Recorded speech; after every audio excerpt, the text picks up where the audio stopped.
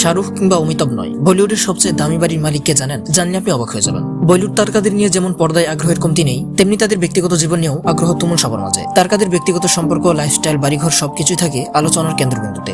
শাহরুখ খানের মান্নাত কিংবা অমিতাভ বচ্চনের জলসা নিয়ে মাতামাতি তার প্রমাণ। মান্নাতের আনুমানিক মূল্য 200 কোটি এবং জলসার মূল্য 100 কোটি। কিন্তু জানেন কি, ভক্তদের আগ্রহের তালিকায় তাদের বাড়িগুলো প্রথম দিকে থাকলেও সবচেয়ে দামি বাড়ি এটিও নয়। তাহলে বলিউডের সবচেয়ে দামি বাড়ির মালিক কে? বলিউড সূত্র অনুসারে শাহরুখের মান্নাতের দাম 200 কোটি টাকা, অন্যদিকে অমিতাভের জলসার দাম 100 কোটি টাকা। বলিউডের অন্য তারকাদের বাড়ির দামও 50 থেকে 100 কোটির মধ্যে। কিন্তু সেসব নজির ভেঙে দিয়েছে সাইফ আলী খানের বাড়ি। এটি আসলে বাড়ি নয়, আস্ত একটা প্রাসাদ। সাইফদের পদ্ধতি প্যালেসের দাম প্রায় 800 কোটি টাকা। হরিয়ানার একেবারে প্রান্তে গুরুগ্রামে অবস্থিত এটি। ভারতের প্রাক্তন ক্রিকেটার নবাব ইফতিকার আলী খান পদ্ধতি বানিয়েছিলেন পদ্ধতি প্যালেস।